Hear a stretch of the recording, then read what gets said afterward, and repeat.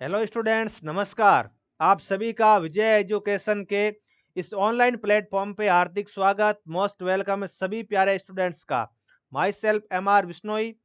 तो आज इस क्लास में प्यारे विद्यार्थियों अपन लोग केमिस्ट्री के बहुत इंपॉर्टेंट MCQ क्वेश्चंस या फिर मैं यूं कहूं कि मोस्ट रिपीटेड प्रीवियस ईयर क्वेश्चनों का टॉपिक वाइज डिटेल से एनालिसिस करेंगे। जिस तरह से अपन लोगों की एक रेगुलर ट्रेंड में जो ऐप में थ्योरी की क्लासेस चल रही है, उसी टॉपिक के कोरेस्पॉन्डिंग अपन लोग डीपीपी या फिर मैं यूं कहूं शानदार MCQ क्वेश्चनों की प्रैक्टिस टॉपिक वाइज अनुसार करने वाले हैं। तो आज से ही प्यारे विद्यार्थियों अपन लोग सबसे पहले 11th का पोर्शन स्टार्ट करने वाले हैं।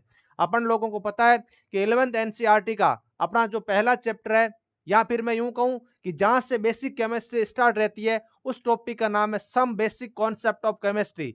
यानी प्यारे विद्यार्थियों कि रसायन विज्ञान के कुछ मूलभूत अवधारणाएं जो प्यारे विद्यार्थियों हर एक कॉन्सेप्ट टॉपिक में रिवीज होता है, जो मैं यूं कहूं कि 11th और 12th का एक बेस तैयार रहने के लिए ये बच्चों 12th NCERT का पहला चैप्टर हर एक विद्यार्थी को आना चाहिए।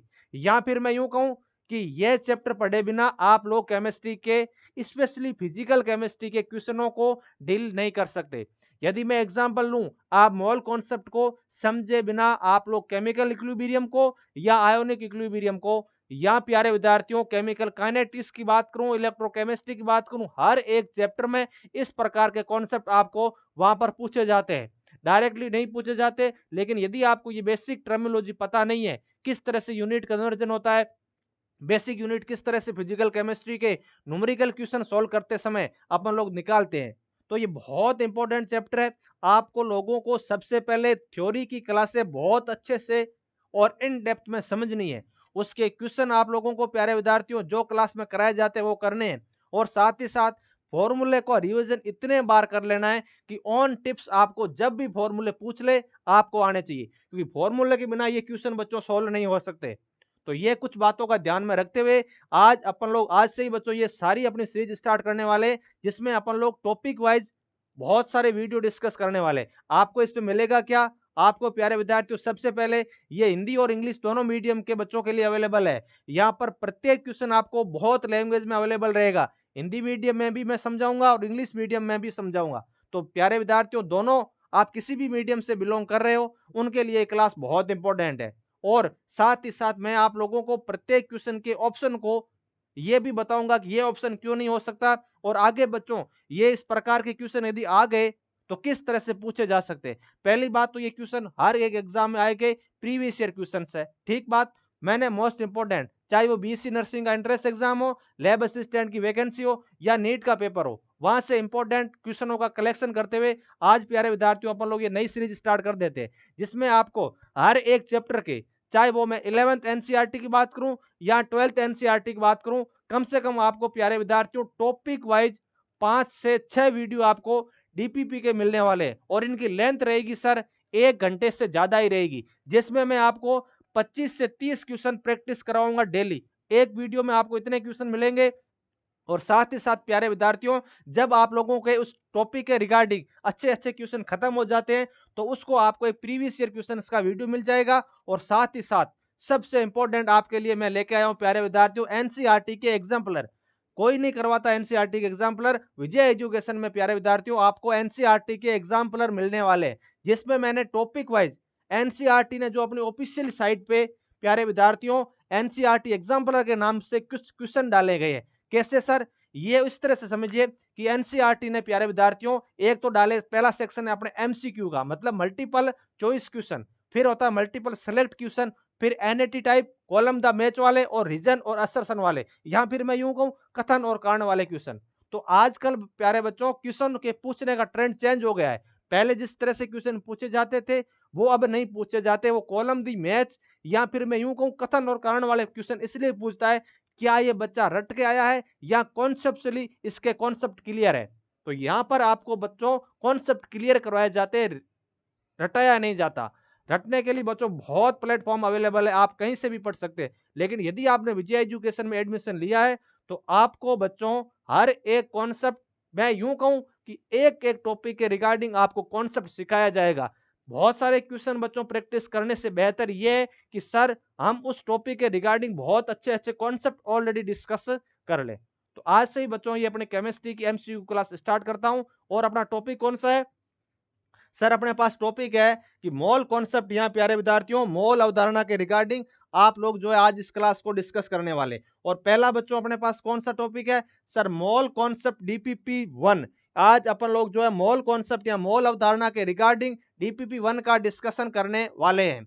तो ये रहा प्यारे विद्यार्थियों आज का पहला क्वेश्चन कि निम्न में से कौन तत्व नहीं है? Which one of the following is not an element? तो जब अपन लोग प्यारे विद्यार्थियों बेसिक केमिस्ट्री अपन लोग डिस्कस करते हैं तो उसमें सबसे पहले अपने पास आता है मैटर। क्या आता है बच्चों? सर अपने पास मैटर या पदार्थ आता है। और इस पदार्थ को क्लासिफिकेशन अपन लोग दो तरीके से कर सकते हैं। कैसे बच्चों? On the basis of physical state.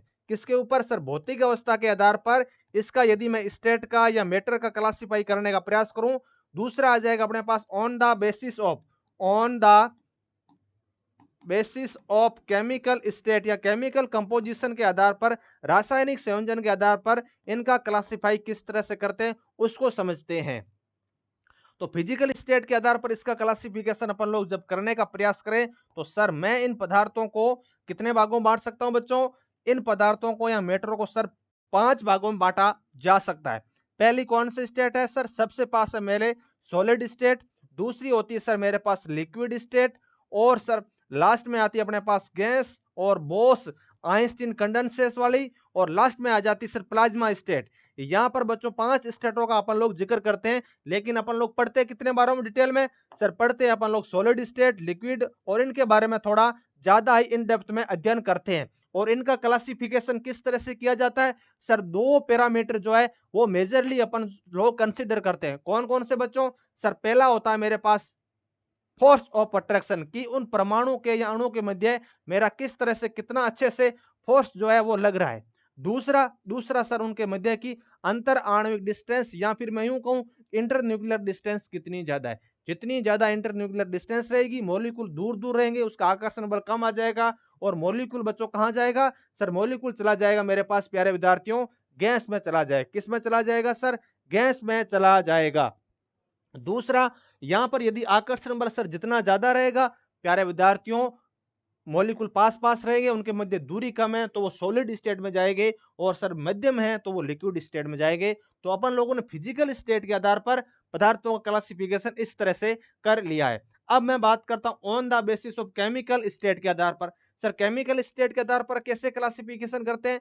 तो सर मैटर का क्लासिफिकेशन बच्चों दो तरीके से किया जाता है। कौन कौन से?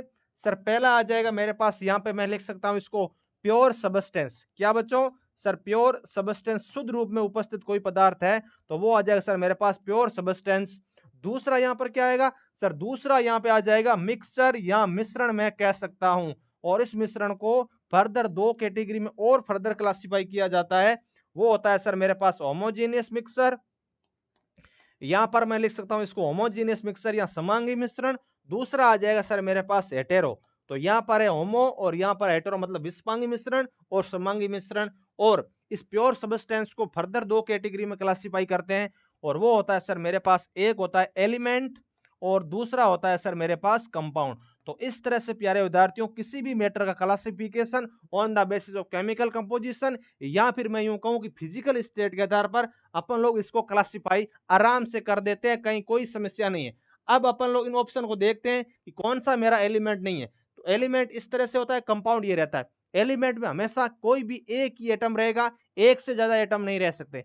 यदि एक एटम बच्चों मिलकर के जिस अपन कह सकते हैं मोइटी का निर्माण करते हैं वो सर होते हैं एलिमेंट। और एक से अधिक एलिमेंट मिलकर के हमेशा कंपाउंड का या यौगिक का निर्माण करते हैं। तो यौगिक में हमेशा एक से अधिक एटम रहेंगे और उधर बच्चों एक एलिमेंट रहेगा। जैसे एलिमेंट की बात करें तो सोडियम अपने पास एलिमेंट रहता है। लेकिन कंपाउंड की बात करें तो H2 अपने पास यौगिक होता है, कंपाउंड होता है क्योंकि उसमें सर दो एलिमेंट है, एक हाइड्रोजन है और एक ऑक्सीजन रहता है। ठीक बात? Okay sir. अब अपन लोग अपना क्वेश्चन सॉल्व करते हैं। कौन सा तत्व नहीं मतलब एलिमेंट नहीं रहना चाहिए? ठीक है, यदि एक एटम है तो वो एलिमेंट की श्रेणी में आएगा और वो अपन से पूछा नहीं है। हीरा की बात करूं या डायमंड की बात करूं तो इसमें कौन सा एलिमेंट रहता है? सर ये कार्बन का अपरूप होता है। किसका अपरूप होता है सर? कार्बन का एलोट्रॉप्स रहता है। कार्बन का अपरूप है, इसलिए इसमें एलिमेंट कौन सा है सर, इसमें कार्बन है। कार्बन के बहुत सारे एलिमेंट मिलकर के इस डायमंड का निर्माण करते हैं, तो यहां पर एलिमेंट एक ही है, वो है सर कार्बन, जिसका परमाणु क्रमांक होता है 6। दूसरे ऑप्शन की बात करते हैं ग्रेफाइट। सर ग्रेफाइट भी मेरा कार्बन का अपरूप है। किसका अपरूप है सर, कार्बन का अपरूप है। इसलिए प्यारे विद्यार्थियों इस ग्रेफाइट में भी मेरा एलिमेंट कौन सा अवेलेबल रहेगा सर, यहां पर भी एलिमेंट मेरा कार्बन है। ठीक, ओजोन की बात करें तो ओजोन में भी सर ऑक्सीजन अवेलेबल रहता है। O3 के बच्चों 3 मॉलिक्यूल मिलकर के इस ओजोन का निर्माण करते हैं, लेकिन यहाँ पर एलिमेंट तो सर O ही है, इसलिए ओजोन भी एक एलिमेंट रहता है जिसमें बच्चों एक ऑक्सीजन मेरा एटम उपस्थित रहता है, जो 3 एटम मिलकर के इस ओजोन का निर्माण करते हैं, लेकिन एलिमेंट तो एक ही है ऑक्सीजन का। लेकिन जैसे ही मैं सिलिका की तरफ गया तो सिलिका का फॉर्मूला होता है SiO2।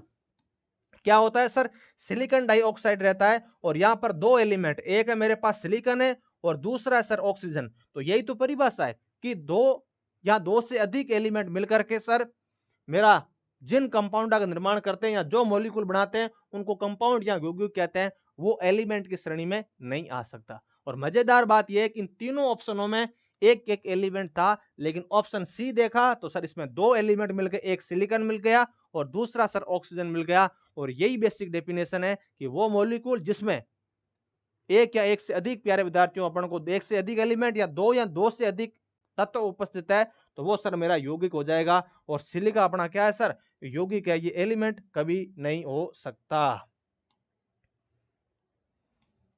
तो सिलिका अपने पास क्या है बच्चों, सर सिलिका अपने पास यहां पर मैं इसके सामने लिख सकता हूं कि ये सर है मेरे पास कंपाउंड है जिसमें दो या दो से अधिक तत्व उपस्थित है। सी ऑप्शन इसका एब्सोल्युटली करेक्ट हो जाएगा। अगला क्वेश्चन डिस्कस करते हैं। ये रहा अपने पास अगला क्वेश्चन। आज बेसिक केमिस्ट्री के बारे में अपन लोग डिस्कस करने वाले। क्वेश्चन ये कह रहा है कि 1 एटमॉस्फेयर इज इक्वल टू, कि एक वायुमंडल दाब किसके बराबर रहता है। अब प्यारे विद्यार्थियों अपने पास कुछ बेसिक टर्मिनोलॉजी रहती है। सबसे पहले होता है प्यारे विद्यार्थियों अपने पास प्रेशर, मतलब दाब। इसका मात्रक क्या होता है सर, न्यूटन प्रति मीटर स्क्वायर। इसको क्या कहते हैं सर, न्यूटन प्रति मीटर स्क्वायर को अपन लोग सर दाब कहते हैं। और इसकी ऐसा यूनिट क्या होती है बच्चों, सर इसकी ऐसा ही मात्रक होता है अपने पास पास्कल, जिसको इस तरह से रिप्रेजेंट किया जाता है दाब को। ठीक बात, ओके सर। लेकिन अपन को एक बात ये भी याद रखनी है प्यारे विद्यार्थियों कि सर अपने पास इस दाब की अलग अलग तरह की यूनिट रहती है। ऐसा यूनिट तो पास्कल है, यहां पर लिख सकता हूं मैं पी, और इसकी ऐसा यूनिट होती है सर पास्कल। ठीक बात, ओके सर। और इसकी अन्य यूनिट होती है सर एटीएम भी होता है, बार भी होता है, और सर क्या रहता है सर टोर भी होता है, और सर एम क्या होता है सर MMHg, या फिर मैं यूं कहूं कि सेंटीमीटर HG भी इसकी यूनिट मानी जाती है। कहीं कोई समस्या नहीं है। अब अपन लोग बात करते हैं कि एक एटीएम इक्वल टू कितना होता है सर, एक एटीएम टू होता है 1.01 कितना 35 इंटू 10⁵ पास्कल के बराबर माना जाता है। ये वाली यूनिट होती है सर एक एटीएम इक्वल टू इसके बराबर रहता है पास्कल के। ठीक बात, ओके सर। दूसरा, एक बार इक्वल टू 10⁵ न्यूटन प्रति मीटर स्क्वायर, या मैं यूं कहूं कि पास्कल के बराबर माना जाता है। एक और कॉन्सेप्ट सुनिए कि एक एटीएम इक्वल टू किसके बराबर रहता है सर 76 सेंटीमीटर HG के, या सर एक एटीएम जो मेरा बराबर होता है वो सर 76 किसके बराबर होता है सर, टॉर के बराबर रहता है। या फिर मैं यूं कहूं कि 1 एटीएम इक्वल टू 70 किसके बराबर सर, MMHg के बराबर रहता है। यहां पर जीरो आ जाएगा। तो इस तरह से बच्चों ये मास द्रव्यमान की प्रेशर की या दाब की सारी यूनिटें मैंने आपके सामने लिख दी। यदि आपको प्रेशर पूछ ले तो सर न्यूटन प्रति मीटर स्क्वायर सर इसका मात्रक रहता है, ऐसा ही मात्रक इसका पास्कल होता है। और एक पास्कल किसके बराबर है सर, एक ATM equal to 1.0135 into 10⁵ pascal के बराबर रहता है। और इसकी ऐसा यूनिट सर पास्कल है। और ये अलग यूनिट जो है वो प्रेशर की मैंने आप लोगों से यहाँ पर डिस्कस कर ली। अब अपन से क्वेश्चन क्या पूछा है सर, क्वेश्चन ये पूछा है कि एक वायुमंडलीय दाब किसके बराबर रहेगा। तो एक एटीएम किसके बराबर है, उधर नजर दौड़ाइए प्यारे बच्चों। सर एक एटीएम बराबर होता है 1.01 35 इंटू 10⁵ पास्कल के बराबर होता है। कहीं कोई समस्या नहीं है, ये इस तरह से बराबर है। क्या ये ऑप्शन इस तरह से दे रखे हैं? यस सर दे रखे हैं। तो 10⁵ न्यूटन प्रति मीटर स्क्वायर होना चाहिए। ये तो सर कोई मात्रक ही नहीं है, इसलिए सी वाला तो हो ही नहीं सकता, डी भी नहीं हो सकता। अब अपने पास दो ऑप्शन बचे। अब इसको किलो पास्कल में कन्वर्ट करें तो किलो किसके बराबर होता है सर? 10⁵ जो है वो सर किलो रहता है। तो यहां पर मैं 3 की पावर कम कर दूं तो पीछे कितनी बच गई सर? 2 पावर बच गई। तो 100 से मल्टीप्लाई करूं तो कितना आ जाएगा सर? यहां पर आ जाएगा 101.325 के समथिंग मान सकते हैं, कहीं कोई दिक्कत नहीं है, पास्कल के बराबर आ गया। इसको इस तरह से भी लिखा जा सकता है, भाई मैंने 100 से मल्टीप्लाई कर दिया तो ये पॉइंट इधर आ जाएगा, कहीं कोई समस्या नहीं है। अब 10 की पावर 3 को क्या कहते हैं सर? 10 की पावर 3 को किलो कहते हैं। तो सिंपली अपन लोग इसको इस तरह से भी यहाँ पर लिखा जा सकता है बच्चों कि सर ये आ जाएगा मेरे पास 1.135 किलो पास्कल के बराबर हो जाएगा। तो ये वाला ऑप्शन जो है वो बच्चों बिल्कुल सही हो जाएगा। ये बच्चों इसका कन्वर्जन हो जाएगा। सिंपली करना था, कुछ भी नहीं करना था।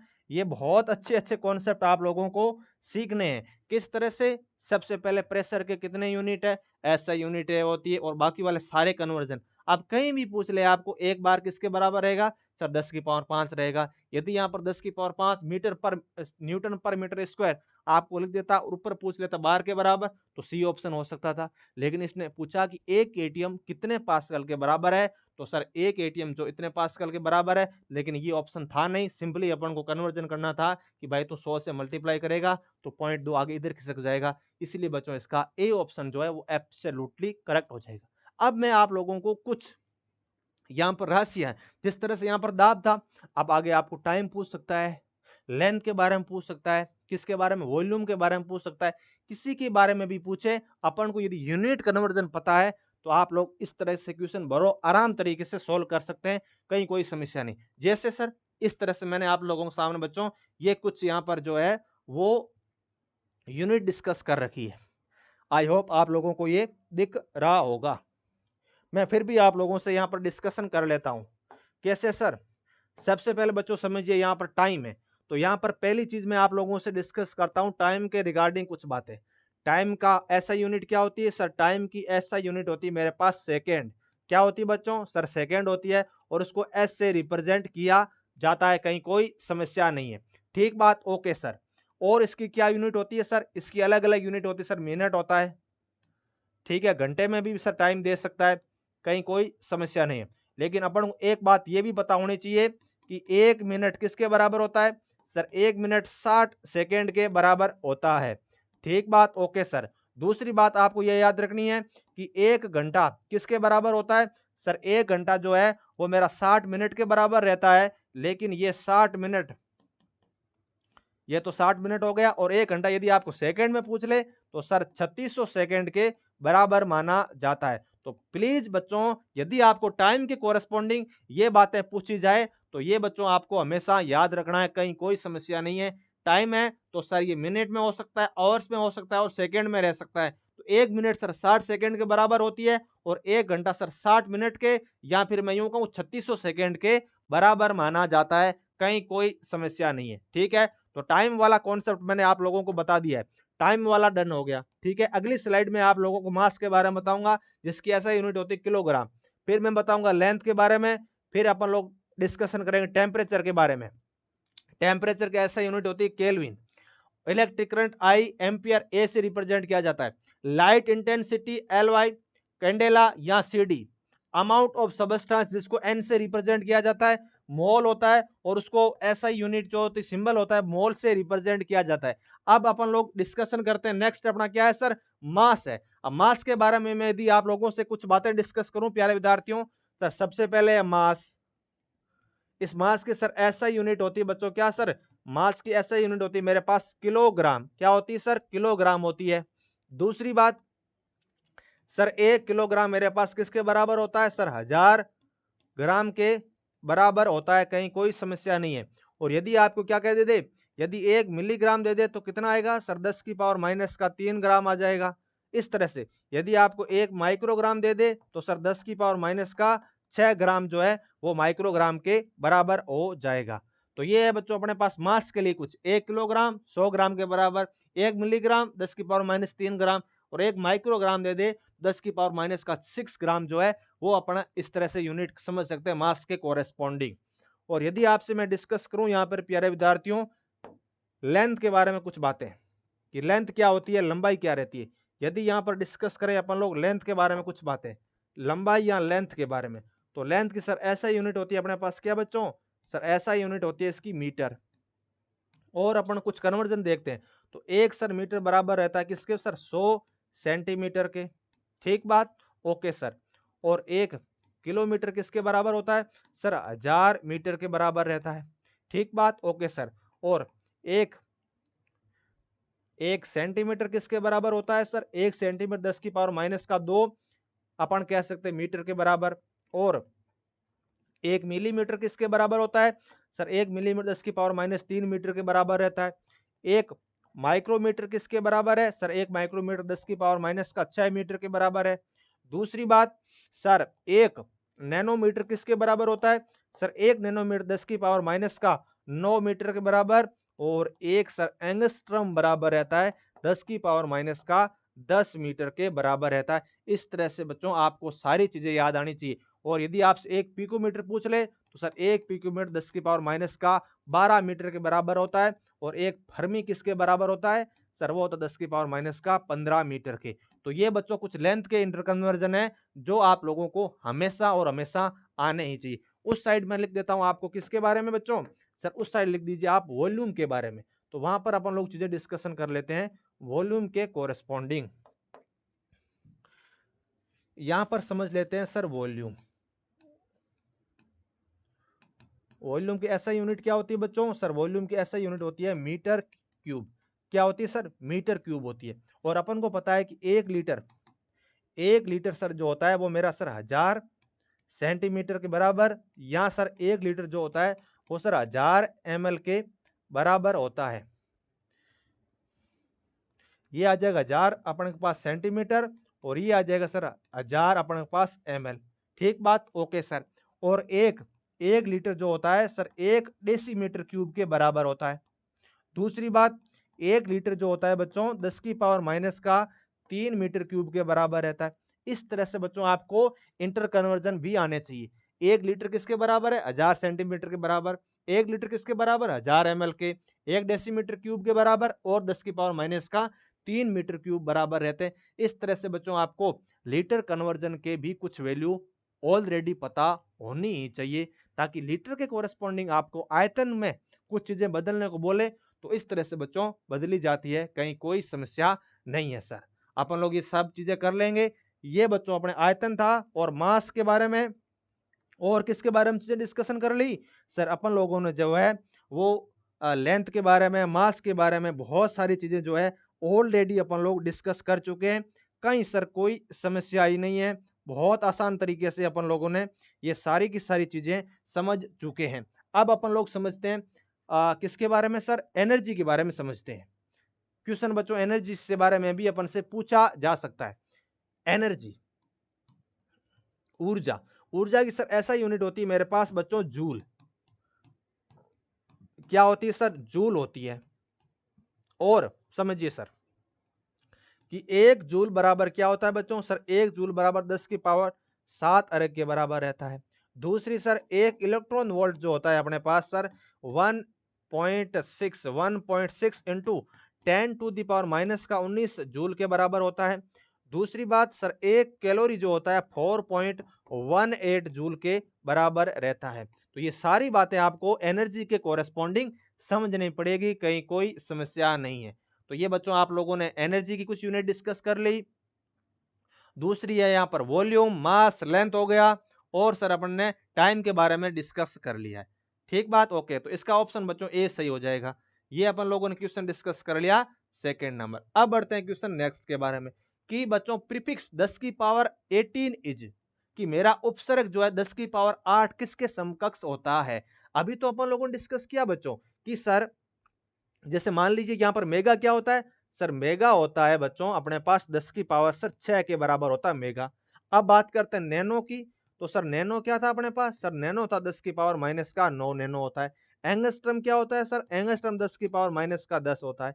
और बच्चों पीको क्या होता है? सर पीको होता है 10 की पावर माइनस का 12 होता है पीको। नैनो होता है 10 की पावर माइनस 9। अब मिलीमीटर क्या होता है? सर 10 की पावर माइनस का 3 होता है मिली। डेसी क्या होता है बच्चों? डेसी डेसी क्या होता है? सर 10 की पावर माइनस का 2 होता है। ठीक है। और सो डेसी 10 की पावर माइनस का 1 रहता है। और अपने पास सेमी क्या होता है? सर सेमी होता है प्यारे विद्यार्थी 10 की पावर माइनस का 2 और एम होता है 10 की पावर माइनस का 3। उसी तरह से प्यारे विद्यार्थियों यदि आपको 10 की पावर 18 दे दे तो वो होती है एक्सा। क्या होती है बच्चों? एक्सा होती है, या फिर मैं यूं कहूं कि एक्सा होती है। नेक्स्ट मैंने आप लोगों को अच्छे से समझा रखा है कैसे सर। और गीगा क्या हो जाएगा बच्चों अपने पास?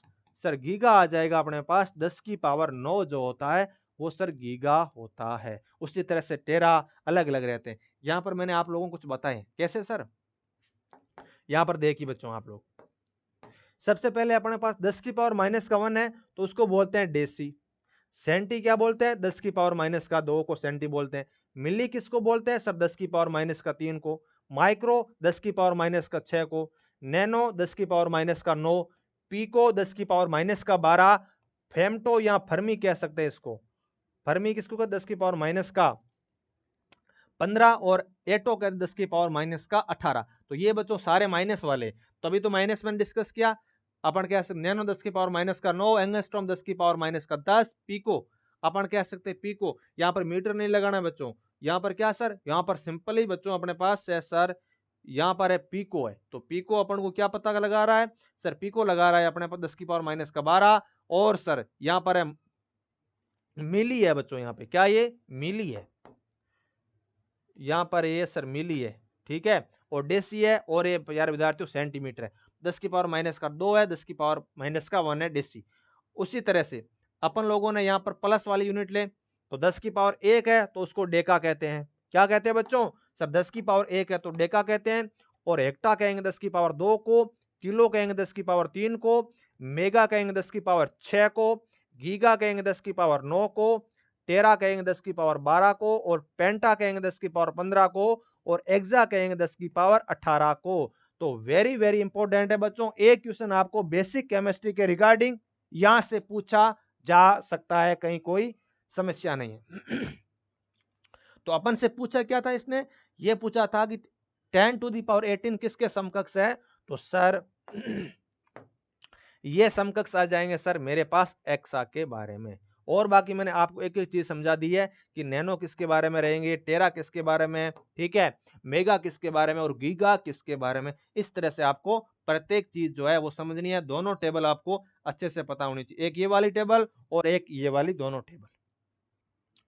अगला क्वेश्चन अपन लोग डिस्कस करते हैं प्यारे विद्यार्थियों, ये रहा सर कि द यूनिट जूल पर पास्कल इज इक्वल टू, कि इकाई जूल पर पास्कल किसके समकक्ष है उसको समझते हैं।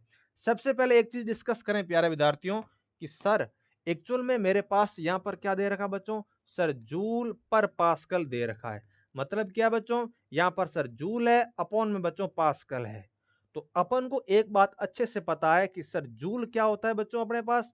सर जूल होता है एफ इंटू लेंथ। या फिर मैं यूं कहूं कि सर फोर्स इंटू मेरे पास लेंथ आ जाए, या प्यारे विद्यार्थियों सर फोर्स इंटू क्या आ जाए? सर लेंथ आ जाए, या दूरी आ जाए, तो उसको सर जूल कहते हैं। क्योंकि अपन को पता है जूल की इकाई क्या होती है? सर किलोग्राम मीटर स्क्वायर, और सर क्या होता है? सेकेंड स्क्वायर होता है। ये होता है सर मेरे पास जूल। और पास्कल क्या रहता है? जूल को मैं क्या लिख सकता हूं सर? इसको फोर्स इंटू मीटर लिख सकते हैं या लेंथ लिख सकते हैं, कहीं कोई समस्या नहीं है। और इसका पात्र मात्रक तो होता है बच्चों न्यूटन प्रति मीटर स्क्वायर। क्या होता है बच्चों? न्यूटन प्रति मीटर स्क्वायर। या फोर्स इंटू बच्चों अपन कह सकते हैं एरिया, अपॉन में एरिया रहता है और एरिया ऊपर आता है सर मीटर, माइनस का आ जाएगा। या फिर इसको इस तरह से भी लिखा जा सकता है कि न्यूटन इंटू मीटर, और ये आ जाएगा सर न्यूटन प्रति मीटर का स्क्वायर। तो न्यूटन से न्यूटन गया, और मीटर जब ऊपर जाएगा तो घात आ जाएगी सर मेरे पास। एक तो प्लस का 1 है और दूसरा है सर प्लस का 2। तो इन दोनों को यदि मैं जोड़ूंगा तो सर मीटर क्यूब आ जाएगा। तो ये किसके बराबर आ जाएगी सर? ये आ जाएगी अपने पास मीटर क्यूब के। तो इसको मैं क्या कहूंगा सर? मीटर क्यूब के बराबर मानी जाएगी। तो प्यारे बच्चों जब भी आपको ये इस तरह से यूनिट कन्वर्जन पूछ ले तो सिंपल क्या करना है? ऐसा यूनिट पता होनी चाहिए। वर्क की ऐसा यूनिट क्या होती है सर, जूल रहती है। और दाब की क्या होती है सर, पास्कल रहती है। अब अपन को पता होना चाहिए जूल क्या रहता है सर, फोर्स इनटू लेंथ रहती है। और प्रेशर या दाब क्या होता है सर, फोर्स अपॉन एरिया रहता है, या न्यूटन प्रति मीटर स्क्वायर। और एक होता है अपने पास न्यूटन इनटू मीटर। ठीक है, कितना अपन कह सकते हैं कि बल लगा उसको विस्थापित करने में, लेंथ। तो यही तो कॉन्सेप्ट है कि जूल क्या है सर, फोर्स इनटू लेंथ है, या सर न्यूटन इनटू मीटर है। दूसरा प्रेशर क्या होता है बच्चों, प्रेशर होता है सर बल अपॉन एरिया, या फिर मैं यूं कहूं न्यूटन प्रति मीटर स्क्वायर। तो इस तरह से अपन लोगों ने ये बराबर किसके हो गया सर, मीटर क्यूब के बराबर हो गया। तो ये बच्चों ए ऑप्शन जो है इसका बिल्कुल सही होगा। ऐसा यूनिट में करना है प्यारे विद्यार्थियों, ये डेसीमीटर नहीं होगा, ये सेंटीमीटर भी नहीं होगा। अब आप लोगों से मेरा निवेदन ये है कि इस मीटर को, इस डेसीमीटर को और सेंटीमीटर का आपस में इंटर कन्वर्जन क्या रहेगा, इसको किस तरह से बच्चों बदला जा सकता है, ये सारी बातें आपको पता होनी चाहिए कि आपस में इंटर कन्वर्जन या अंतर परिवर्तन किस तरह से रहेगा। 1 सेंटीमीटर में कितने मीटर रहेंगे, या फिर मैं यूं कहूं 1 मीटर कितने सेंटीमीटर के बराबर और 1 मीटर कितने डेसीमीटर के बराबर, ये चीजें पता होनी चाहिए। मैं आपको बता देता हूं कि 1 मीटर जो है वो किसके बराबर होता है सर, वो 10 डेसीमीटर के बराबर होता है। और 1 मीटर जो होता है वो सर 100 सेंटीमीटर के बराबर रहता है। तो ये बच्चों आपको बातें अच्छे से पता होनी चाहिए, क्योंकि आज तक के बच्चों क्वेश्चन जो है यूनिट कन्वर्जन के बारे में ज्यादा पूछे नहीं गए। तो अब बच्चों ये टाइम आ चुका है कि आपको लेंथ के रिगार्डिंग किस तरह से परिवर्तन करके पूछा जा सकता है, प्रत्येक क्वेश्चन आना चाहिए। इसका ऑप्शन जो सही होगा वो sir A is absolutely correct. अगला क्वेश्चन अपन लोग डिस्कशन कर लेते हैं आज की क्लास का। सर ये रहा मेरे पास क्वेश्चन। अब बच्चों अपन लोगों ने कुछ मिनट जो है वो अपने बेसिक केमिस्ट्री की यूनिट किस तरह से रहती है, उनका ऐसा यूनिट क्या रहती है, कन्वर्जन किस तरह से करेंगे, मात्रक कैसे निकालते हैं, और उपसर्ग जो हेक्सा हेप्टा नैनो पिको उनका मतलब समझा। अब अपने पास प्यारे बच्चों केमिस्ट्री के जो एनसीईआरटी का अगला पोर्शन आता है सर, वो आता है केमिकल कंपोजिशन के लॉ, या फिर मैं यूं कहूं लॉ ऑफ केमिकल कंपोजिशन या रासायनिक संयोजन के नियम। उन नियमों का आप इस क्लास में अपन लोग डिस्कस करने वाले क्वेश्चनों के माध्यम से, कि सर क्वेश्चनों का प्रयोग करते हुए अपन लोग उन नियमों कैसे समझते हैं। सबसे पहले नियम अपने पास क्या रहता है बच्चों सर, सबसे पहले नियम होता है अपने पास द्रव्यमान संरक्षण का नियम, या लॉ ऑफ मास कंजर्वेशन। वो नियम क्या कहता है बच्चों सर, वो नियम ये कहता है कि मेरा जितना अभिकारकों का या रिएक्टेंट में मास है वो सर बराबर रहेगा मास ऑफ प्रोडक्ट के, या फिर यूं कह सकते हैं कि mass of reactant is equal to mass of product. ठीक बात, ओके सर। तो यही तो अपने पास द्रव्यमान संरक्षण का नियम क्या है बच्चों, द्रव्यमान संरक्षण का नियम ये कहता है, कंजर्वेशन ऑफ मास ये कहता है कि मास ऑफ रिएक्टेंट क्या है बच्चों सर, मास ऑफ रिएक्टेंट मेरा बराबर होता है मास ऑफ प्रोडक्ट के। या फिर मैं यूं कहूं कि एक केमिकल रिएक्शन के दौरान या फिजिकल चेंज के दौरान मास को न तो उत्पन्न किया जा सकता है, न ही उसका बच्चों विनाश किया जा सकता है। इंग्लिश में यूं कहूं, mass can not be produce और distribute during the reaction changes, it can be change one form to another form. लेकिन इसका एक्सेप्शन क्या है बच्चों, इसका अपवाद है अपने पास न्यूक्लियर रिएक्शन है। जो नाभिकीय रिएक्शन होती है उसमें बच्चों मास और एनर्जी दोनों ही चेंज हो जाते हैं, लेकिन बाकी वाली सारी की सारी केमिकल रिएक्शनों में बच्चों मास हमेशा कंजर्व, या फिर मैं यूं कहूं कि मास सर द्रव्यमान मेरा हमेशा संरक्षित रहता है। ठीक बात, ओके सर।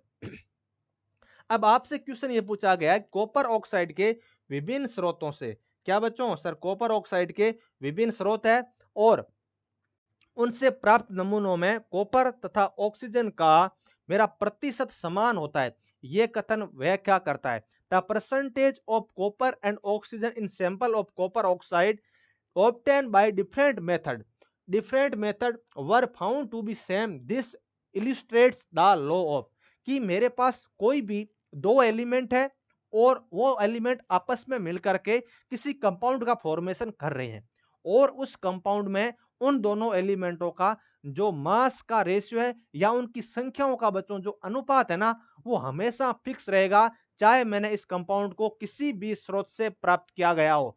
स्रोत चाहे मेरा कुछ भी हो सकता है, लेकिन उस कंपाउंड में उपस्थित एलिमेंटों का मेरा जो अनुपात है वो हमेशा फिक्स रहेगा। ये इस बात पे निर्भर नहीं करता है कि तूने उस कंपाउंड को कहां से प्राप्त किया। ठीक बात, ओके सर। वो ये नियम कौन सा कहता है बच्चों? ये नियम अपने पास कहता है कि सर लॉ ऑफ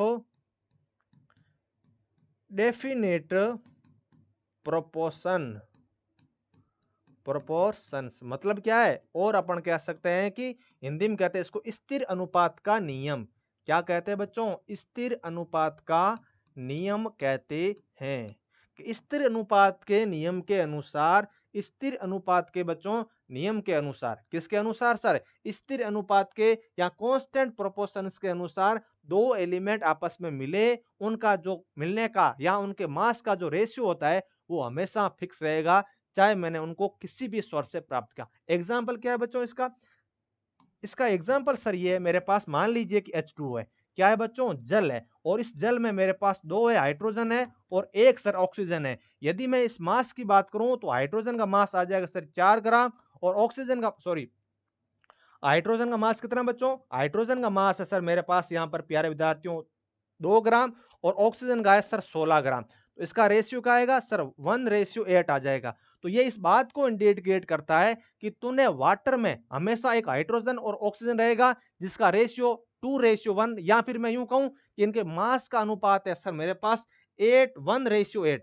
मतलब क्या है सर? एक है अपने पास H2 का और 8 आ जाएगा अपने पास ऑक्सीजन का, और ये रेशियो या अनुपात हमेशा फिक्स रहता है, चाहे वाटर को तुमने किसी भी स्रोत से या सोर्स से पता किया हो। कैसे सर? अलग अलग, चाहे वाटर फ्रीज का हो, मिनरल वाटर का हो, वर्षा का जल हो, ठीक है, बारिश का पानी हो प्यारे विद्यार्थियों, या किसी भी सीवेज वाटर का, समुद्र का जल रहे, जल कहीं से भी प्राप्त कर लो, उसका स्रोत कहीं भी हो बच्चों, उसमें प्यारे विद्यार्थियों उसका जो एलिमेंट का कंपोजिशन है वो हमेशा कांस्टेंट रहता है, स्थिर रहता है, कांस्टेंट प्रोपोर्शन में रहेंगे बच्चों, हमेशा 1:8 में रहेंगे। ये रेशियो कभी भी चेंज नहीं रह सकता, ये हमेशा स्थिर होता है। यही कॉन्सेप्ट कहता है लॉ ऑफ कांस्टेंट या डेफिनाइट प्रोपोर्शन, स्थिर अनुपात का नियम। तो कॉपर और ऑक्साइड में प्यारे विद्यार्थियों इस कॉपर का प्रोपोर्शन और ऑक्सीजन का प्रोपोर्शन हमेशा फिक्स रहेगा, चाहे आपने इसको कहीं से भी प्राप्त किया हो। तो यहां पर क्या रहेगा सर कॉपर का? तो सर कॉपर का लगभग अपन लोग 64 माने, और ऑक्सीजन का होता है सर 16। तो ये चला जाएगा सर मेरे पास 4:1, और ये 4:1 हमेशा फिक्स रहेगा, चाहे कॉपरियस ऑक्साइड आपने कहीं से भी प्राप्त किया हो। तो ये कौन सा है बच्चों? सर कांस्टेंट प्रोपोर्शन का या सर स्थिर अनुपात का नियम कहलाता है। ठीक बात है? ओके सर, कहीं कोई समस्या नहीं है। तो मैंने आपको वाटर का एग्जांपल लेके भी अच्छे से समझा दिया है कि वाटर का रेशियो 1:8 कहीं हमेशा फिक्स रहेगा, चाहे वाटर कहीं का भी हो, उससे कोई फर्क नहीं पड़ता। एक और एग्जांपल ले ले बच्चों अपन लोग, CO2 का एग्जांपल भी ले सकते हैं।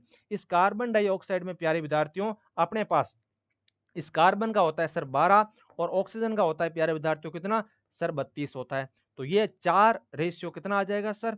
ये अपने पास आ जाएगा सर 3:8 आ जाएगा। तो ये 3:8 हमेशा फिक्स रहेगा इस कार्बन डाइऑक्साइड में। कार्बन का और ऑक्सीजन का आपस में मास का अनुपात, चाहे कार्बन डाइऑक्साइड कहीं से भी उत्सर्जित हो रही हो, चाहे वो गाड़ियों से हो, चाहे वो उद्योग से हो, या किसी भी एक्सटर्नल सोर्स से हो, ये रेशियो कभी चेंज नहीं हो सकता। यही स्थिर अनुपात का नियम कहलाता है। Option A is absolutely correct. अगला क्वेश्चन डिस्कस करते हैं बच्चों। शानदार शानदार क्वेश्चन है मास के कोरेस्पॉन्डिंग, आपको कहीं कोई दिक्कत नहीं आने वाली। ये फिर पढ़ते हैं कि निम्न में से कौन सा युग्म गुणित अनुपात के नियम को प्रदर्शित करता है? Among the following pair that represent the pair of compound, the one that illustrate the law of multiple proportion. पहले वाले में क्या था? पहले वाले में था सर कांस्टेंट प्रोपोर्शन है, स्थिर अनुपात का नियम हमेशा सर प्रतिशत समान रहेगा, कोई समस्या नहीं है। यहां पर बच्चों ये कह रहा है कि मेरे को ये देखना है कि मल्टीपल प्रोपोर्शन में रहने चाहिए, यहां पर गुणित अनुपात में रहना चाहिए। पहला वाला क्या था सर? स्थिर अनुपात का नियम। यहां पर है गुणित अनुपात का नियम या मल्टीपल प्रोपोर्शन। कैसे बच्चों? इसको समझते हैं, बहुत शानदार, मजा आएगा आपको। देखिए क्या है सर, सबसे पहले स्टेटमेंट है कि लॉ ऑफ मल्टीपल प्रोपोर्शंस, या फिर यूं इसको कह सकते हैं कि गुणित अनुपात का नियम, गुणित अनुपात का नियम। गुणित अनुपात का नियम यह कहता है बच्चों कि मान लीजिए मैंने 2 एलिमेंट आपस में कंबाइन किए और उससे मिला करके एक कंपाउंड बना। क्या कह रहा हूं कि 2 एलिमेंट आपस में मिल करके एक कंपाउंड का फॉर्मेशन करते हैं। ठीक है, एक कंपाउंड का फॉर्मेशन कर दिया जिसमें 2 एलिमेंट है और यही 2 एलिमेंट मिलकर एक और कंपाउंड का फॉर्मेशन करें। मतलब क्या है सर, 2 कंपाउंड है और इन दोनों कंपाउंडों में मेरे 2 एलिमेंट अवेलेबल है या उपस्थित है। अब इसमें से इन दोनों कंपाउंडों में से एक एलिमेंट का बच्चों मास होता है वो फिक्स रहता है और दूसरे एलिमेंट का मास प्यारे विद्यार्थियों हमेशा एक होल नंबर के रेशियो में उपस्थित रहता है। यही गुणित अनुपात का या फिर मैं यूं कहूं मल्टीपल प्रोपोर्शन का लॉ होता है। सर थ्योरी समझ में नहीं आई, सर स्टेटमेंट हमें ऊपर से चला गया। कोई दिक्कत नहीं, जिस तरह से अपन लोगों ने स्थिर अनुपात का नियम या कांस्टेंट प्रोपोर्शन को समझा था उसी तरह से इस मल्टीपल को भी समझते। कैसे बच्चों, मान लीजिए एग्जांपल लेता हूं शानदार वाला। एक है मेरे पास कार्बन और ऑक्सीजन ने मिलकर के कार्बन मोनोऑक्साइड का या सर सीओ का फॉर्मेशन कर दिया है, कहीं कोई समस्या नहीं बच्चों। अब दूसरा ये देखते हैं कि सर ये दोनों मिलकर के मेरा CO2 का भी फॉर्मेशन करते हैं। किसका फॉर्मेशन करते हैं सर, एक तो CO का बनाया, दूसरा सर CO2 का बना दिया। तो प्यारे विद्यार्थियों यहां पर कार्बन का मास कितना है सर, कार्बन का सर मेरे पास 12 ग्राम है और ऑक्सीजन का है सर 16 ग्राम। ठीक बात, ओके सर। और इस CO2 को मैं यदि आप लोगों को समझाने का प्रयास करूं तो यहां पर सर कार्बन का 12 ग्राम है, ऑक्सीजन में सर 1 और 2 है, तो ये सर मेरे पास 32 ग्राम हो जाएगा। तो यही तो कॉन्सेप्ट है गुणित अनुपात का, ये कहता है कि 2 एलिमेंट आपस में मिलकर के 2 कंपाउंड का फॉर्मेशन करें। 2 एलिमेंट कौन से थे सर, कार्बन और ऑक्सीजन, मेरे पास 2 एलिमेंट था। 2 कंपाउंड कौन है सर, कार्बन मोनोऑक्साइड है और सर CO2 है। और इसमें एक एलिमेंट में प्यारे विद्यार्थियों उसका मास सर कांस्टेंट है, यहां पर 12 ग्राम है और यहां पर भी बच्चों 12 ग्राम है। तो ये जब एक एलिमेंट का मास स्थिर हो जाए, कांस्टेंट हो जाए, तो दूसरा जो एलिमेंट है उसके बच्चों मास का जो रेशियो होता है वो सर होल नंबर में एक अनुपात में मेरा उपस्थित रहता है। इसको मैं बच्चों 1:2 कह सकता हूं। क्या कह सकता हूं सर, 1:2 में ये हमेशा अवेलेबल में रहेंगे। तो यही तो कॉन्सेप्ट है 1:2 में। दूसरा कॉन्सेप्ट क्या देखते हैं, एक और उदाहरण बच्चों में समझाता हूं आप लोगों को। जैसे सर मैं मान लेता हूं यहां पर एक H2O है और दूसरा है अपने पास H2O2 का। यहाँ पर H2O कितना है सर, H2 का मेरे पास सर 2 ग्राम है और सर ऑक्सीजन है मेरे पास 16 ग्राम। यहाँ पर ये कितना है बच्चों, यहाँ पर ये भी 2 ग्राम है सर और ये है प्यारे विद्यार्थियों अपने पास 32 ग्राम। तो एक फिक्स है, H2 फिक्स है और दूसरा किस अनुपात में सर, 1:2 में है। ठीक है, तो ये बच्चों किसका एग्जाम्पल है सर, ये है मेरे पास गुणित अनुपात का नियम या मल्टीपल प्रोपोर्शन का एग्जाम्पल है। एक और एग्जाम्पल यदि आप लोगों से डिस्कस करने का प्रयास करूं तो सर SO2 या SO3, ये भी बच्चों अपने पास एग्जाम्पल आ जाएगा। तो गुणित अनुपात में एक्चुअल मोटा मोटी ये है कि मेरे पास कम से कम 2 एलिमेंट रहने चाहिए जो 2 कंपाउंडों का निर्माण करते हो। ठीक है, 3 एलिमेंट नहीं रहने चाहिए, 2 ही एलिमेंट या 2 ही तत्व होने चाहिए जिसमें से एक एलिमेंट का या एक तत्व का मास फिक्स रहेगा और सामने वाले 2 अलग अलग एलिमेंटों का जो मास का बच्चों अनुपात है वो सर होल नंबर में सिंपलेस्ट अनुपात पाया जाता है और यही सर गुणित अनुपात का नियम कहलाता है। और अपन से इस क्वेश्चन में ये पूछा है कौन सा युग्म गुणित अनुपात के नियम की पालना करेगा। तो गुणित अनुपात के नियम के लिए आवश्यक शर्त क्या है सर, 2 ही एलिमेंट रहने चाहिए। ठीक है, अब देखते हैं पहले वाला। यहां पर है NH3 और यहां पर है NCl3, क्या ये गुणित अनुपात की पालना करेगा बच्चों, सर नहीं करेगा, क्योंकि यहां पर सर नाइट्रोजन और हाइड्रोजन है लेकिन यहां पर सर नाइट्रोजन और क्लोरीन आ गया, 3 एटम हो गए, इसलिए सर ये गुणित अनुपात की पालना नहीं कर पाएगा।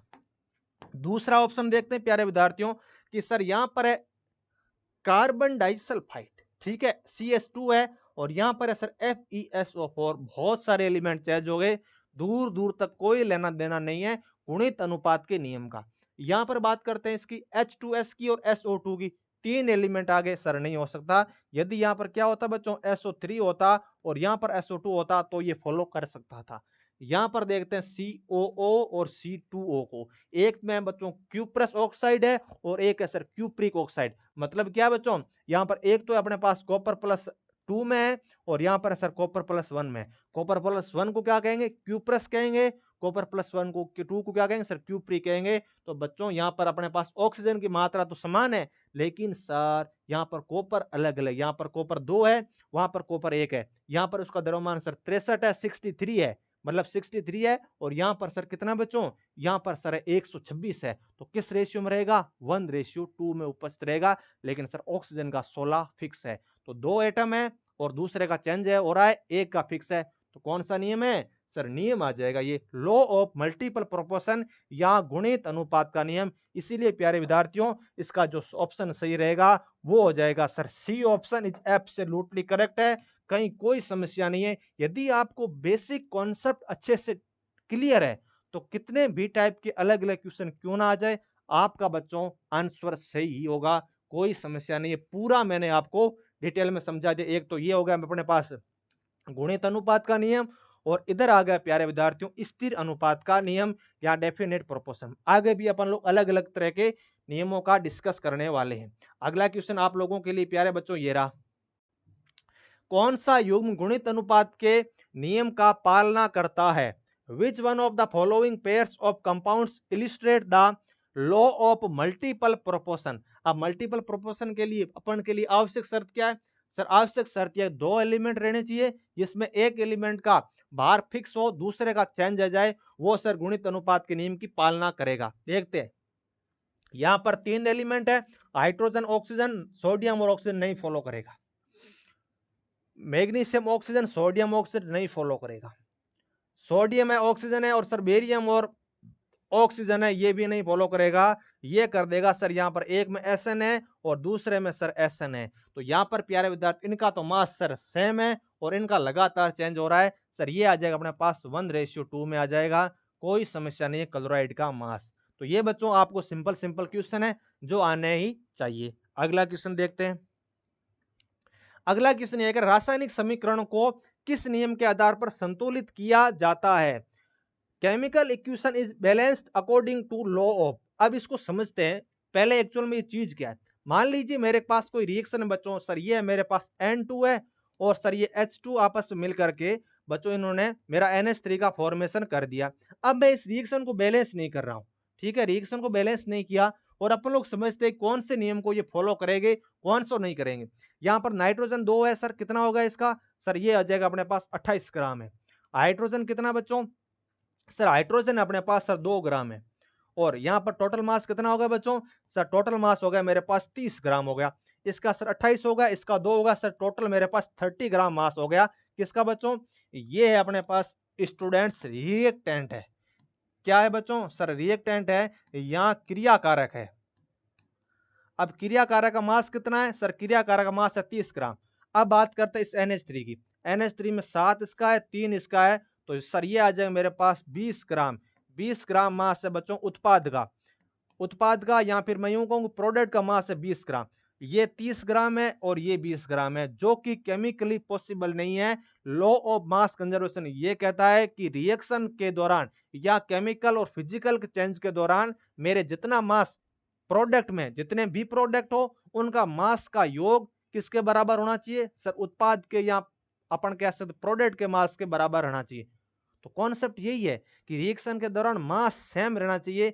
ये तेरे जितने उत्पाद क्रियाकारक थे उनका जितना मास है वो उत्पाद में बच्चों बराबर मिलना चाहिए, 1 ग्राम का भी फर्क नहीं आना चाहिए। ये नियम कौन सा कहता है, सर कंजर्वेशन ऑफ मास या द्रव्यमान संरक्षण का नियम, जो लॉवेजियर ने दिया था। उनके अनुसार द्रव्यमान को न तो उत्पन्न किया जा सकता है न ही नष्ट किया जा सकता है, ये हमेशा बच्चों कंजर्व रहता है एक रिएक्शन के दौरान। This is very very important statement, और यही नियम का प्रयोग करते हुए अपन लोग किसी भी रिएक्शन को बैलेंस करते हैं ताकि रिएक्शन का मास बच्चों संरक्षित रहे, कंजर्व रहे। इसीलिए ये बच्चों रिएक्शन जो है वो क्या है सर, इसीलिए बच्चों ये अपने पास रिएक्शन जो है वो सर रॉन्ग है, ये एब्सोल्युटली इनकरेक्ट है, कहीं कोई समस्या नहीं आनी चाहिए। ये रिएक्शन हमेशा बच्चों इनकरेक्ट ही मानी जाएगी। क्या मानी जाएगी सर, हमेशा इनकरेक्ट मानी जाएगी। इसका सही फॉर्म जो रहेगा वो बच्चों आप लोगों के पास में यह लिखता हूं कि सर H2 प्लस बच्चों N2 मिलकर के किसका निर्माण करता है सर, 2NH3 गैस का निर्माण करती है। ये सारी की सारी मेरे पास गैसें हैं और इसको मुझे बैलेंस करना ही पड़ेगा, अन्यथा ये रिएक्शन गलत हो जाएगी। तो उसके लिए बच्चों यहाँ पर 3 लिखना पड़ेगा। क्या लिखना पड़ेगा सर, 3 लिखना पड़ेगा, कोई समस्या नहीं है। कैसे, अब इसको इस तरह से सोल्व करते हैं। इसमें कितना ग्राम हो जाएगा सर, ये आ जाएगा मेरे पास 6 ग्राम, और ये सर मेरे पास 28 ग्राम, और ये प्यारे विद्यार्थी 17 और 2 कितना सर 34 ग्राम है। तो 28 और 6 कितने होते हैं सर 34 ग्राम है। तो अपने पास रिएक्टेंट कितने हैं सर 34 ग्राम है, क्रियाकारक 34 ग्राम है और ये भी बच्चों 34 ग्राम है। इसलिए बच्चों मास ऑफ क्या sir mass of reactant is equal to किसके बच्चों मास ऑफ प्रोडक्ट के बिल्कुल बराबर रहता है। यही स्टेटमेंट कौन सा होता है अपने पास सर ये स्टेटमेंट होता है लॉ ऑफ मास कंजर्वेशन का, यहाँ द्रव्यमान संरक्षण का नियम यही कहता है। इसीलिए सी ऑप्शन जो है वो इसका एब्सोल्युटली करेक्ट हो जाएगा, कहीं कोई समस्या नहीं है। बाकी वालों नियमों का अपन लोगों ने डिस्कस ऑलरेडी कर लिया है।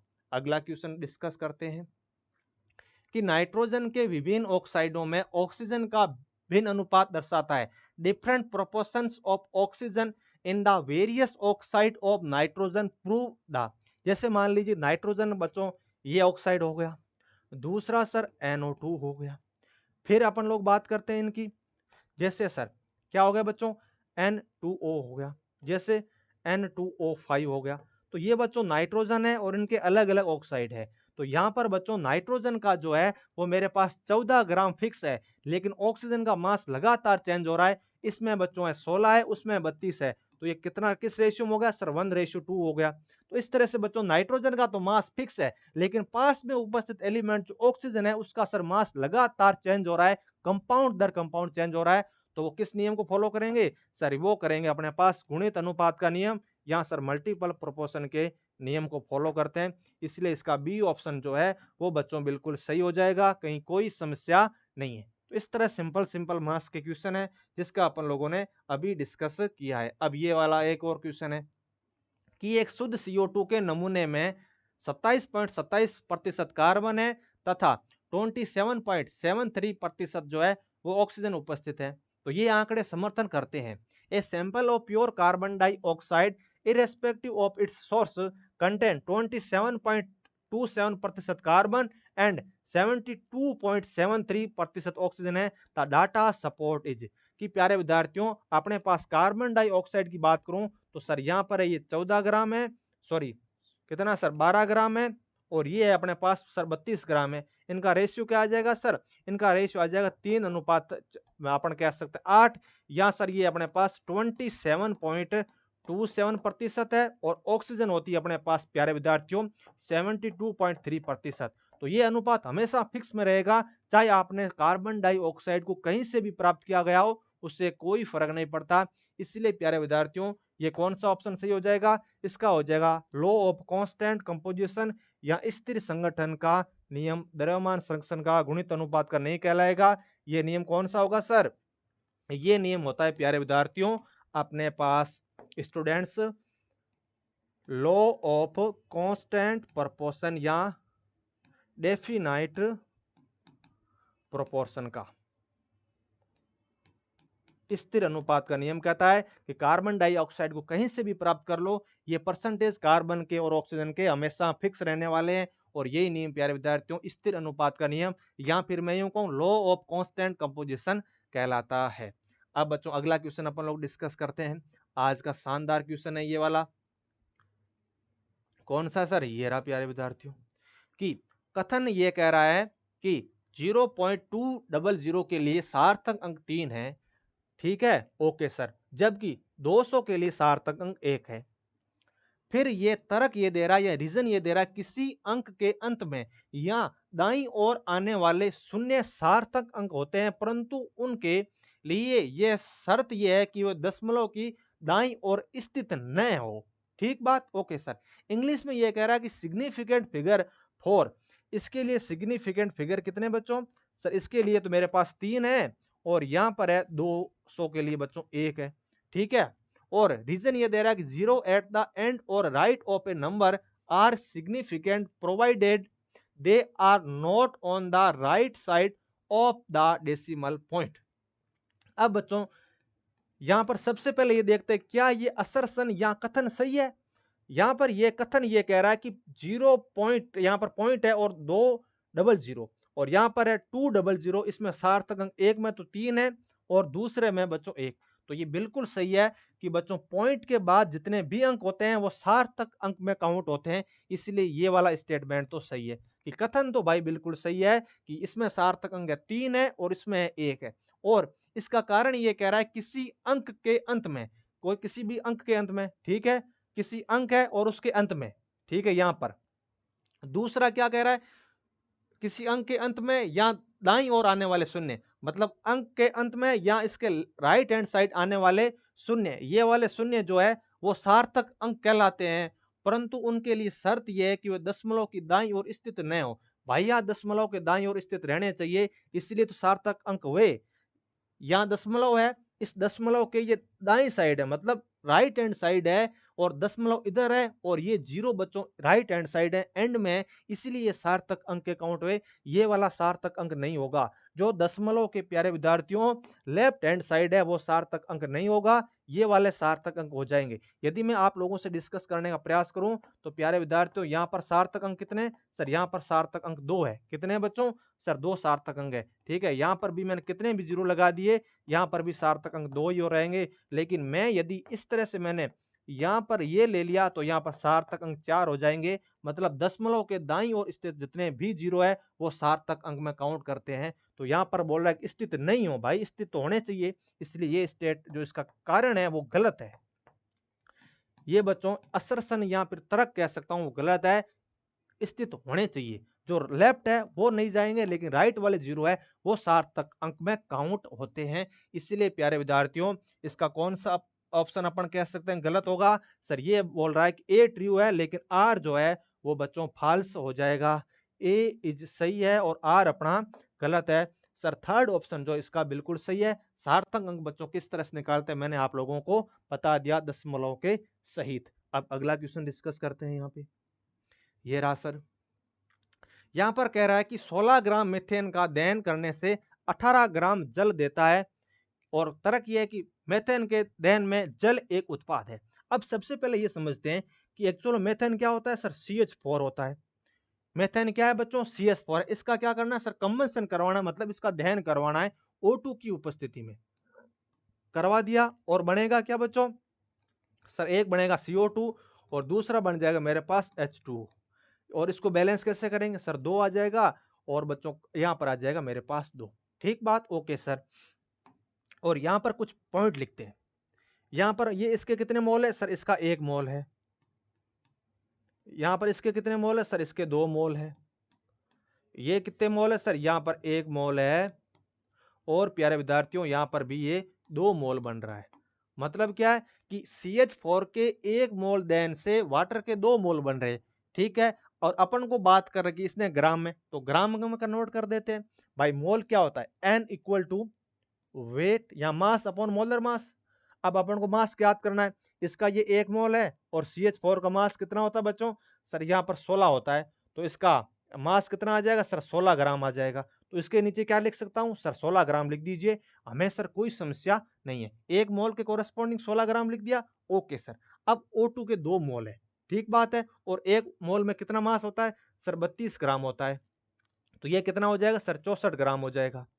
CO2 का कितना, 1 मोल है तो 44 ग्राम है, लेकिन ये 2 मोल बन रहा है। 1 मोल का कितना होता है बच्चों, सर 1 मोल का 18 ग्राम होता है, तो 2 का कितना हो जाएगा, सर 36 ग्राम हो जाएगा। कितना हो जाएगा बच्चों, 36 ग्राम। 1 मोल या 1 मोल से 2 मोल बना तो 16 ग्राम से 36 ग्राम बनेगा, ना कि बच्चों 18 ग्राम। इसलिए ये स्टेटमेंट गलत है कि 16 ग्राम मीथेन के दहन से 18 ग्राम जल नहीं बनता बच्चों। 18 ग्राम तब बनता जब 1 मोल बनता। बन कितने रहे, 2 मोल बन रहे, इसलिए 36 ग्राम हो जाएगा। इसलिए प्यारे विद्यार्थियों अपना जो ये वाला तो गलत है। अब तर्क देखते हैं, क्या ये स्टेटमेंट सही है कि मेथेन के दहन से जल एक उत्पाद है, या फिर मैं यूं को in the combustion of methane water is one of the product. Yes sir बिल्कुल सही बात है कि वाटर मेरा एक प्रोडक्ट बनता है, कोई समस्या नहीं है। इसलिए इसका स्टूडेंट्स आंसर होगा कि मेरा ए जो है वो सर फॉल्स है, बट आर जो है वो ट्रू है। इसका सी जो है बच्चों सही हो जाएगा कि sir A is false and R is true, कि सर ए गलत है और आर बिल्कुल सही है, कहीं कोई समस्या नहीं है। अब देखते हैं अगला क्वेश्चन बच्चों। यहां पर सर मेरे पास दो विद्यार्थियों ने एक ही प्रयोग को अलग अलग किया और हर एक ने इसे दोहराया तथा द्रव्यमान के दो पाठ्यांक प्राप्त किए जो निम्नलिखित है। ठीक है, और द्रव्यमान का सही जो पाठ्यांक है वो 3 ग्राम है। दिए गए आंकड़ों के आधार पर निम्नलिखित कथनों में से सही विकल्प का चयन कीजिए। इंग्लिश में यह कह रहा है कि two students perform the same experiment separately and each one of them recorded two readings of mass which are given below. Correct reading of mass is 3.0 gram. On the basis of given data, mark the correct option out of the following statements. ठीक बात, okay sir. अब बच्चों इस question को देख के घबराना नहीं, बहुत आसान क्वेश्चन, आज की क्लास का सबसे यदि सरल क्वेश्चन है ना बच्चों, वो यही है। कैसे, इसको अभी बना देते हैं सरल। सबसे पहले मान लीजिए कि यहां पर है मेरे पास दो विद्यार्थी है, ये है भैया तेरे पास ए और ये है बच्चों बी। इसने दो एक्सपेरिमेंट किए और उसकी रीडिंग आई 3.0 और दूसरी रीडिंग आई 2.9। दोनों ने दो दो रीडिंग ली, यहां पर एक्सपेरिमेंट किया और 2.98 आ गई। और एक्चुअल में सही मान क्या है, करेक्ट मान क्या आनी कितनी चाहिए थी, करेक्ट आंसर आना चाहिए सर 3.0 अपन कह सकते ग्राम बाहर आना चाहिए था। लेकिन अपन को पता है कि सही में आंसर है सर 3.0 ग्राम। लेकिन एक्सपेरिमेंट किया उन बच्चों ने, एक्सपेरिमेंट करते ही दो रीडिंग ली। पहले बच्चे ने ली रीडिंग सर 3.0 और 2.99।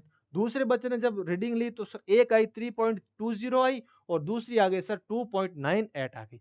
और यहाँ पर ऑप्शन देखेंगे तो यहाँ पर दो टर्म है, एक तो है अपने पास प्यारे विद्यार्थियों एक्यूरेट है और दूसरी है प्रिसाइज है। यहाँ पर प्रिसाइज है, दूसरी एक्यूरेट है। अब मैं आपको समझाता हूं कि एक्चुअल में प्रिसाइज और एक्यूरेट है क्या। अब एक्यूरेट तो मान वो होता है, एक्चुअल में अपन को एक चीज पता है, एक्यूरेट मान लीजिए कि भाई तेरा मान जो सही है वो है सर 2। ठीक है, और तू मेजर करता है और तूने पहले ही एक्सपेरिमेंट में, तेरी जब एक्सपेरिमेंट किया तूने तो तेरी दो वैल्यू आ गई। ठीक है, जो कि एक्यूरेट के बिल्कुल बराबर है, बिल्कुल 100% एक्यूरेसी है। तूने मेजरमेंट किया और तेरी वैल्यू 2 आई क्योंकि 2 ही चाहिए थी। दूसरी बार तूने किया, तेरी फिर भी 2 आई, फिर भी तेरा एक्सपेरिमेंट 100% एक्यूरेट है। मतलब तेरी एक्यूरेसी 100% है। जो मान अपन को चाहिए, मतलब जो एक्यूरेटली है वही तेरा एक्सपेरिमेंट से प्राप्त हो रहा है, या तो बार बार जो मेजरमेंट कर रहा है वही मान प्राप्त हो रहा है जो तेरे को चाहिए, तो तेरी एक्यूरेसी 100% है। लेकिन एक स्टूडेंट ऐसा है जिसको बच्चों चाहिए तो अपन को 2 ग्राम, ठीक है, एक्चुअल में अपन को पास चाहिए तो 2 ग्राम, लेकिन वो एक बार मापता है तो 1.98 आता है, दूसरी बार 1.99 आता है, और तीसरी बात आता है 1.21 आता है, और चौथी बार आता है 1.2। मतलब क्या है, इस तरह से मान आ रहे हैं, मतलब 2 ग्राम नहीं आकर के कुछ इस तरह से आते हैं। ठीक बात, ओके। और दूसरा स्टूडेंट्स ये है, एक तो तीन स्टूडेंट्स, एक तो 100% सही जा रहा है, हर बार 2 ग्राम, हर बार 2 ग्राम, एक्यूरेटी 100% है। ठीक है, अब दूसरा स्टूडेंट्स वो है जो इस तरह के मान आ रहे हैं। अब तीसरा स्टूडेंट्स वो है जिसके मान बच्चों इस तरह से आ रहा है, 0.25 आ गया, 0.6 आ गया, 1.92 आ गया, या 1.94 आ गया। इस तरह के मान आ रहे हैं जो दूर से बच्चों थोड़े से दूर है। इसके मान तो सही नहीं आ रहे लेकिन पास तो है ना, दो के पास तो है, लेकिन सही नहीं, कोई बात नहीं। लेकिन ये तो बच्चों देखिए बहुत दूर दूर आ रहे हैं। तो एक एक्यूरेसी वो होती है, पहले वाला बच्चों को याद कीजिए, जिसने हर चीज मापा 2 ग्राम आई, हर चीज मापा 2 ग्राम आई, 100% एक्यूरेट था, कोई समस्या नहीं। और वो एवरेज निकाल के अपन लोग कैलकुलेट कर लेंगे। प्रीसाइज क्या होता है, इसकी बच्चों प्रीसाइज हमेशा ज्यादा है क्योंकि इसके मान इसके बहुत पास है। मतलब मेजरमेंट मान और एक्यूरेट मान जब बहुत पास पास आ जाए तो वो मोर प्रिसाइज है, या उसमें परिशुद्धता ज्यादा है। इसकी परिशुद्धता बच्चों क्या है सर, कम है, यहाँ दूर दूर है। ठीक बात, क्योंकि ये बहुत दूर दूर मान है। तो यहाँ पर यदि आप लोग इसका एवरेज निकालें तो कितना आएगा सर, 3 आ जाएगा। इसका भी एवरेज 3 है, इसका भी एवरेज 3 है, मतलब दोनों एक्यूरेट तो समान है। लेकिन जब प्रिसाइज की बात करेंगे तो A is more precise as compare to B, क्योंकि अपन को एक्चुअल में 3 चाहिए था, तो यहां पर 0.01 है, यहां पर 0.01 है, लेकिन ये बच्चों 0 पॉइंट कितना है सर, 0.02 है, मतलब दूर दूर है। इसलिए बच्चों अपने पास जो ऑप्शन होगा सर, वो ऑप्शन हो जाएगा कि sir both result of students A is more precise है और मोर एक्यूरेट है, किसके तुलना में, बी की तुलना में। क्योंकि सर इसके जो रिजल्ट है वो पास आ रहे हैं किसके बच्चों, 3 ग्राम के। एक बार तो ये आ गया, दूसरी बार ये आ गया, लेकिन ये थोड़े दूर है, लेकिन एक्यूरेट दोनों ही है क्योंकि दोनों की एवरेज 3 आ रही है। तो ये बच्चों इस तरह से क्वेश्चन किए जाते हैं, कहीं कोई समस्या नहीं है। तो प्यारे विद्यार्थियों, आज इस क्लास में अपन लोगों ने अपने बेसिक केमिस्ट्री के रिगार्डिंग कुछ सबसे पहले तो यूनिट डिस्कशन किए। किस तरह से प्यारे विद्यार्थियों अपन लोग यूनिट कन्वर्जन करते हैं, मास की, वॉल्यूम की, एनर्जी की यूनिट क्या रहती है, ठीक है, लेंथ की यूनिट क्या रहती है। फिर अपन लोगों ने क्या समझा, जो अपने 12th एनसीईआरटी के अपन कह सकते केमिकल कंपोजिशन के नियम है, उनको डिटेल में समझा। और फिर जो है कुछ और बेसिक टर्मिनोलॉजी का प्रयोग करते हुए इस क्लास को अपन लोगों ने शानदार तरीके से जो है हर एक क्वेश्चन को सोल्व किया। तो बच्चों, आप लोग जुड़े रहिए, इसी तरह से आपको शानदार क्वेश्चनों की प्रैक्टिस करवाई जाएगी। और एमसी क्वेश्चन प्रैक्टिस करना बच्चों बहुत जरूरी है। बिना क्वेश्चनों की प्रैक्टिस बच्चों एग्जाम देने जाएंगे तो कॉन्फिडेंस नहीं आएगा, चाहे आप लोग कितनी भी थ्योरी पढ़ लीजिए। तो बच्चों, आज इस क्लास में इतना ही। आप सभी का बहुत बहुत धन्यवाद। मिलते हैं एक और शानदार डीपीपी सॉल्यूशन में। तब तक के लिए आप सभी का बहुत बहुत धन्यवाद। Thank you.